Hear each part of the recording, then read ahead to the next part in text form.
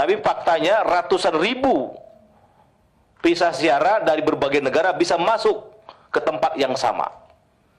Bayangkan itu kalau disiapkan untuk 4 juta jamaah sedunia, tapi yang masuk melebihi angka itu karena ada visa ziarah, maka ini akan mengacaukan semua kegiatan yang ada di puncak haji. نبهت وزارة الحج والعمرة على القادمين للمملكة بتأشيرة الزيارة بأنه لا يسمح لهم بتأدية مناسك الحج، وأوضحت الوزارة أن تأشيرة الزيارة لا تسمح بأداء مناسك الحج. Bismillahirrahmanirrahim. Assalamualaikum warahmatullahi wabarakatuh. Waalaikumsalam. Alhamdulillah wassalatu wassalamu ala nabiyina Muhammadin wa ala alihi wa sahbihi ajma'in. Alhamdulillah. Wah, lama gak ketemu nih Ustaz. Assalamualaikum Ustaz Febi. Ahlan bik. Assalamualaikum. Mustaq ilaik. Lama banget kita ketemu nih. Insyaallah. Ini baru kita duduk lagi. Baik Ustaz, ini ada permasalahan yang sangat penting, apalagi berkaitan dengan sebentar lagi mau musim haji nih, udah makin dekat Ustaz. Iya. Ini banyak banget ya orang-orang yang ingin ya berangkat haji tapi tidak sesuai prosedurnya Ustaz. Nah ini kita juga mengkaji juga apakah ini sesuai dengan sunnah atau tidak nih Ustaz. Insyaallah. Ya, jadi saya pertama ke Ustaz Febi terlebih dahulu. Nah, bagaimana masalah regulasinya ini Ustaz? Ya. Tafadhol Ustaz. Ya, baik. Yang menarik dan perlu kita pahami bersama ya, dan ini kadang jamaah ya, artinya umat Islam Indonesia ini kurang paham ya, bahwasannya pemerintah kita Indonesia dan juga Arab Saudi itu membuat sebuah aturan ya, regulasi lah dalam mengatur jamaah haji maupun umroh ya. Dimana misalnya di Indonesia ada yang namanya baik berbentuk undang-undang, baik berbentuk PMA, Peraturan Menteri Agama, atau KMA, Keputusan Menteri Agama ya. Jadi ini bentuk bagaimana ya pemerintah kedua negara ini concern ya dalam mengatur jamaah haji sehingga menjadi lebih baik ya, karena ini urusan-urusan yang besar, bukan urusan kecil ya. Berbeda dengan misalnya sholat taraweh diatur 23 apa 11 kan nggak ada dalam undang-undang maupun PMA, tapi ini urusan haji ada regulasinya ya, aturannya dalam kedua negara. Ini yang penting pertama kali harus kita pahami ya, bahwasannya ya pemerintah Indonesia ini adanya peraturan tentang regulasi tersebut. Di antara misalnya Undang-Undang Nomor 17 tahun 99, Undang-Undang Nomor 13 tahun 2008, itu undang-undang. PMA-nya PMA Nomor 8 tahun 2018. Kemudian Undang-Undang Nomor 11 tahun 2020, bahkan di Undang-Undang Cipta Kerja pun masuk ini masalah ini. Ya, dan PMA Nomor 5 2021 dan PMA Nomor 6 2021. Yang terbaru juga ada yang 2023. Artinya update sebenarnya. Ya, update pemerintah dalam membuat sebuah aturan. Nah, itu mungkin. Berarti ya urusan masalah haji ini kan kerjasama antara dua negara besar saja. Iya, betul. Artinya aturan-aturan dibuat itu kan sudah bisa dikatakan itu sudah dipertimbangkan ya, betul secara matang sehingga hasilnya seperti itu. Dan diaplikasikan ke dalam kementerian. Ya, ada Kementerian Agama, Dirjen Haji, kemudian di Arab Saudi ada Kementerian Wizaratul Hajj wal Umroh. Ini kan artinya secara wadahnya pun ada untuk menjalankan aturan itu. Ya, ini sebuah hal yang Masya Allah disyukuri sebenarnya. Ya. Baik Ustaz Febi, jazakumullah khairan. Terkait dengan itu, namanya haji ya tentu ya kita akan ya berhadapan dengan muamalah antara negara dan negara. Begitu pula tidak terlepas dari masalah fikihnya Ustaz. Nah, barangkali dari Ustaz Abu Hanifah bisa menjelaskan bagaimana pandangan para ulama fikih ya tentang masalah ini. Tafadhol Ustaz. Masya Allah, mikir sampai minjem ini. Gantian. Ya. Tapi Alhamdulillah, salatu wassalamu ala Rasulullah, mabad. Ini menarik ya, karena ketika travel mereka menjajakan, mempromosikan haji sesuai sunnah, haji sesuai bimbingan, tetapi ternyata tidak mengikuti regulasi yang berlaku. Bukan hanya regulasi pemerintah Indonesia, tapi juga pemerintah Saudi. Ini berat ini. Ya, sebelum kita masuk ke fikih, kita bicara masalah keterangan para ulama dulu deh ya. Nanti yang mau apa namanya pamungkasnya itu keterangan para ulama mutaqaddimin. Saya dulu pernah haji ya, tapi bukan pakai visa ziarah ya. Bisa alhamdulillah dapat tasrih visa haji ya. Saya bertanya dan mendengarkan pertanyaan yang diajukan oleh orang-orang kepada para masyayikh. Waktu itu yang ditanyakan, yang saya hadir majelisnya Syekh Abdul Muhsin Al-Abbad. Bapaknya Syekh Abdul Razak, ulama yang dikenal lah ya, Syekh Abdul Muhsin Al-Abbad. Beliau ditanya tentang hukum haji tanpa tasrih. Beliau menjawab ya asam. Beliau tidak menjawab sah atau tidak sah. Nah, begitu juga ketika saya hadiri bertanya kepada Syekh Al-Hudzaify, Imam Masjid Nabawi, yang beliau adalah doktor fikih dari Universitas Al-Azhar Mesir. Beliau juga menyatakan dia berdosa. Nah, ini kita bacakan juga keterangan lagi nih dari ulama ya, teman-teman salafi pasti tahu itu tadi, Syekh Hudzaify, Syekh Abdul Muhsin, dan yang ini adalah Syekh Shalih Al Fauzan, anggota Lajnah Daimah, hukum haji tanpa tasrih ya, yang diatur oleh Kementerian Haji dan Umroh Saudi. Kata beliau, al-hajj sahihun lakin ma'al ism. Hajinya sahih tapi dia berdosa. Sementara jamaah haji sudah siap gak menanggung resiko itu ketika dia daftar? Pak, tapi nanti berdosa ya. Resiko mabrur dan mabrur. Iya. Apalagi nanti tinjauan fikihnya, travel-travel itu akan mengakali. Kita nanti nggak ambil ihram di mikot. Kita nggak berihram. Kita pakai pakaian biasa. Nanti bayar dam aja. Nah ini kan sudah main apa namanya, kucing-kucingan lah ya. Kucing-kucingan. Jangan keluar dari hotel lah, apalah segala macam. Nah, travel-travel tersebut menjelaskan nggak kepada jamaah? Sebagian travel begini Ustadz, kita kan nggak goror, kita kan mengatakan to the point, bahwasanya kita menawarkan visa ziarah, bukan visa haji. Jadi kita terang-terangan. Masalahnya jamaah yang dari kampung jual sawah buat haji, dia ngerti nggak perbedaan visa ziarah dengan visa haji? Ngerti nggak konsekuensinya juga? Dikasih tahu nggak? Nanti dikasih taunya pas di sana, Pak jangan keluar dulu, Pak jangan pakai baju ihram dulu. Kenapa? Kalau imigrasi bilangnya, iya, nah, bilangnya kita kunjungan aja nggak haji. Lah ini kan menyalahi fikih. Ada kaedah takhirul bayan an waqtil haja la yajuz. Mengakhirkan penjelasan di saat dibutuhkan nggak boleh. Dia kan merasa, loh kita kok ada unsur bohong-bohongan ya. Sementara dia mau haji, biar hajinya mabrur. Gimana sih? Kan katanya haji mabrur laisa jaza, kecuali surga. Ini gimana ini? Hajinya sah, kita tidak bicara kalau sudah terpenuhi rukun wajib, ya sudah sah. Kita tidak bicara situ. Tapi masalah bicara ini punya hati enggak nih travel? Seperti itu. Mereka bicara seperti itu kepada jamaahnya, diterangkan nggak bahwasanya apa yang mereka lakukan konsekuensinya adalah begini begitu ya. Nah, Syekh Shalih Fauzan melanjutkan lagi ya, hunaka kemudian kata Syekh, wa mukhalafatul anzimah allati ja'alaha waliul amr limaslahatin nas wa masalihi al-hujjaj. Dan yang haji seperti ini menyelisihi sistem aturan yang dijadikan oleh pemimpin, bahkan pemimpin Saudi, pemimpin Indonesia, untuk kemaslahatan masyarakat di Mekah, kemaslahatan jamaah haji sendiri. Kenapa? Karena hal tersebut ketika jamaah non visa haji, dari haji-haji yang visa ziarah, visa multiple, akhirnya mereka menempati Arafah, menempati tempat-tempat haji melebihi kapasitas.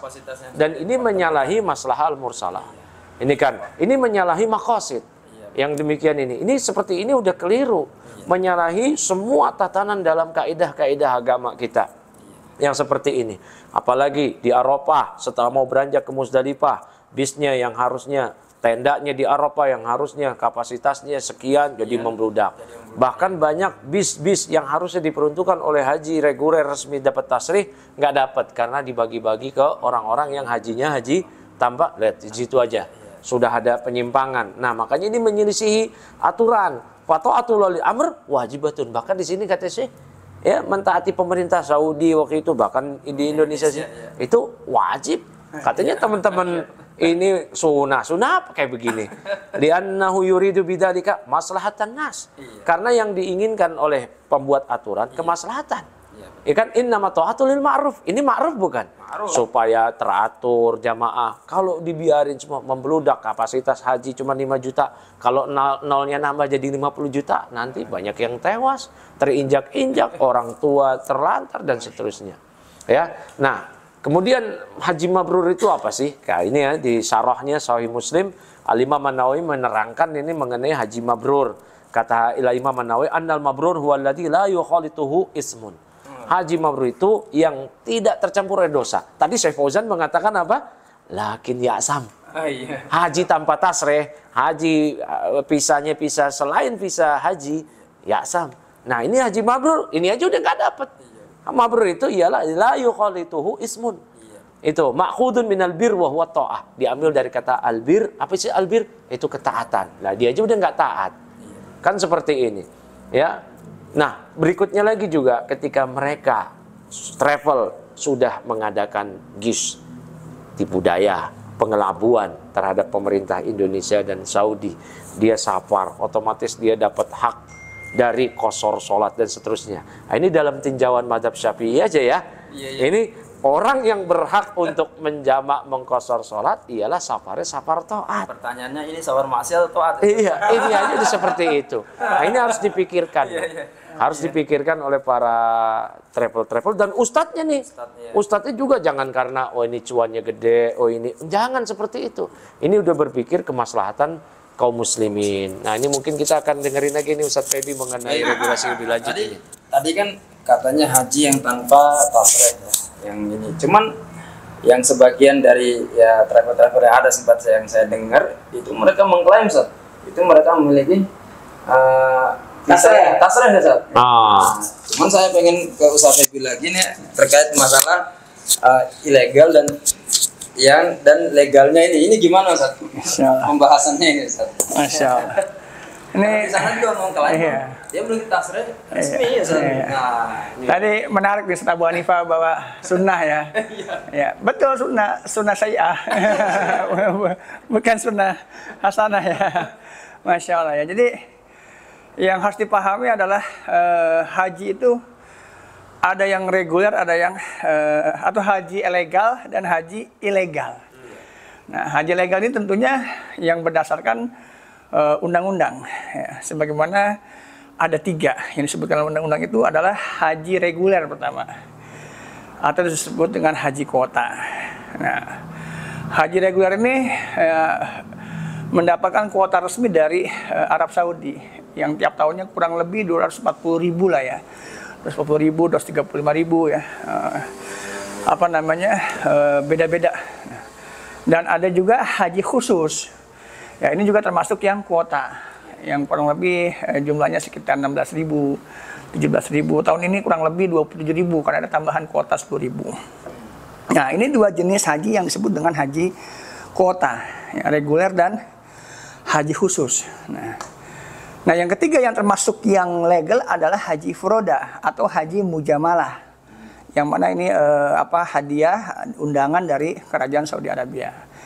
Nah, ini yang disebut dengan non kuota. Nah, jenis 3 inilah yang diakui oleh negara kita ya sebagai haji yang resmi atau haji yang legal ya. Ini sebagaimana disebutkan dalam Undang-Undang Nomor 8 2019. Nah, ini terkait dengan visa yang sah ya. Adapun selain itu ada visa-visa yang terlarang. Ya, sebagaimana nih Profesor Hilman Latif ya, beliau sebagai dirjen ya, mengatakan dalam sebuah media elektronik ya, beliau mengatakan sementara pemegang visa lainnya dilarang beribadah haji. Misalnya visa kunjungan. Ya, ziarah kalau dalam bahasa Arab ya. Kemudian visa turis, visa kunjungan komersial atau visa ziarah tijariyah. Kemudian visa kunjungan keluarga, ailah. Kemudian visa pribadi, saksiyah, visa transit. Ya. Beliau jelaskan nih tentang visa-visa yang dilarang. Yang mana ini mengambil dari Undang-Undang Nomor 8 2019 tadi. Jadi kita mengatakan legal dan ilegal bukan berdasarkan tidak ada dasarnya ya, karena ada dasarnya dari undang-undang negara kita. Nah, jadi yang ilegal bisa disimpulkan, yang ilegal tadi yang sampaikan visa ziarah, ya visa amal, ya visa kerja, visa amal, kemudian visa umroh. Termasuk visa umroh digunakan untuk haji. Itu biasanya di bulan-bulan Ramadan tuh, Ustaz. Atau di bulan-bulan Syawal, kagak pulang lagi. Kagak pulang sampai haji. Wah, ini kan penyalahgunaan visa. Dan yang ini dari Indonesia ya. Adapun dari Saudinya sendiri ya sebenarnya sudah diingatkan ya sebagaimana di dalam Twitter resminya bahwasanya visa ziarah itu tidak diperbolehkan untuk haji. Nah, ini di Twitter mereka resmi. Ya, nah, jadi kedua negara ini menyampaikan tentang larangan dari visa ziarah tadi. Ya. Nah, ini yang mana sayangnya ya banyak yang melanggar dan malahan berkilah dengan tasreh tadi yang ditanyakan. Nah, makanya kalau tasreh saya mengistilahkannya seperti hadis ya, wa innal kadhiba yahdi ilal fujur. Ya kalau orang sudah berbohong akan terus menjadi yang lebih fujur bahkan ya. Jadi tasrih itu sendiri itu kan bukan haknya bagi para pemilik visa ziarah. Pada hakikatnya tasrih itu bagi pemilik iqamah. Ya orang-orang yang kerja mukim di sana. Nah, barulah dikeluarkan tasrih. Nah, ini jadi udah dari awalnya penyalahgunaan dilanjutkan dengan kebohongan berikutnya. Yang tadi disampaikan oleh beliau juga, nanti belum lagi membohongi siapa lagi. Ya baik petugas ya dan lain-lain. Bahkan sampai harus ke Riyadh, Ustaz. Ya, karena visa mereka tidak bisa digunakan di Jeddah atau Madinah landing, ditolak. Makanya mereka ke Riyadh dulu nih. Berarti harus ke sana dulu. Ke Riyadh dulu. Nanti dari Riyadh entah naik pesawat, entah naik bus ya kan. Nah, itulah. Ya, jadi inilah sesuatu yang secara aturan yang banyak dilanggar. Wallahu a'lam. Baik, Masya Allah, jazakallahu khairan Ustaz Febi dan juga Ustaz Abu Hanifah.